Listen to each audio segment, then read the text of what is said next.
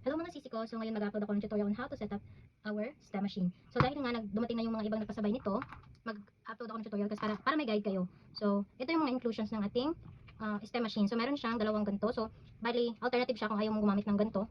Ganito yung mag-receive yung machine. Wala siyang kahit ano dito. So pipili lang kayo kung anong gusto nyo. Ito ba o ito? Okay, so ito yung gagamitin natin. Lagay mo lang siya dyan, tapos gamit yung alin, nilalak natin siya. So dito pala yung kanyang saksakan. So isasaksak lang yan siya, i-plug. Tapos i-plug nyo to.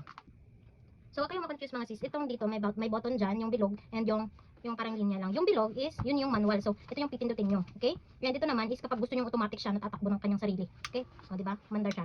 Tapos, ito yung, dito kayo mag-a-adjust ng speed. So, ayan. Pwede nyo siyang, for example, ganyan. Pwede mahina. Tapos, ayan, lalakas siya. Ayan. Ayan. Okay? Ayan. Tapos, kung gusto nyo namang automatic talaga siya, ito lang yung pipindutin nyo. Dito na lang kayo. Ayan. Okay? Ayan. Ngayon, itatry natin ang ating machine.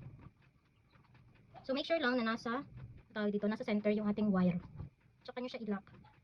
Iikot nyo lang yung kanyang itong block, iikot nyo lang to. Ayan.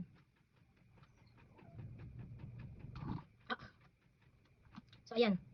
Ang lagay ko ng leaves mga sis, pinapakikot ko muna yung yarn. Tapos, saka ko pinikimpit para hindi siya mag-loose. Pero nasa sa inyo, depende sa inyo kung ano yung nag-work sa inyo. Okay? Ayan. So, may mga times talaga na hindi siya umiikot kasi nakadepende din sa wire na gamit natin. Pero advice ko yung number 16. Ayan. Pero sa una lang naman yung challenging mga sis kapag nasanay na kayo, makaka-adjust rin kayo. So, ayan, So, para makuha nyo siya, i-gano nyo lang, paikot nyo lang ng pabalik. Makukuha nyo na yan. Okay? Sinasabi ko sa inyo, pwede nyo palitan itong ating nagko-hold ng ating stem. So, ito, itatry natin. Umiikot din naman ito mga sis. Ganyan lang, oh. Ito ba ito? Okay. Ganyan mo siya, ipasok mo siya, tapos ilak mo siya dito. Gamit yung allen. Ayan. So, kapag nalock na, tsaka mo siya magagamit. And, ilalagay nyo lang siya dun sa butas, yung ating stem. Banan nyo natin. Ito try natin. Okay. Hindi ko pa ito na-try. Itong yung ganito na pang lock. Kasi mostly yung gamit ko yung parang sa drill. Pero feeling ko naman, okay naman to. Sa number 18. Kasi na-try ko na to sa number 16. Ba sa number, okay. Mas maganda to, feeling ko. Mas maganda siya. Ayan.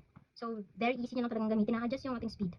Tapos yun ang tanggalin, gaganyan nyo lang siya. Very easy talaga. Okay, so yun lang. I hope may natutunan kayo sa ating guide, and sana makapag-setup na rin kayo ng yung STEM machine ninyo. Sa mga wala pa, mag-DM kayo sa page ko dun sa Mabusisi Creatives kung gusto nyo mag-order. If magpapasabay kayo for April's, ang magiging price nun is 2,199 pesos na. So, medyo nag-adjust talaga siya ng price mga sis, pero worth it naman to kasi magagamit nyo siya. Lalo na kung flowers talaga yung most na projects mo. So, if you want this machine, don't hesitate to message me dun sa Mabusisi Creatives ha. Okay, thank you so much. Bye-bye.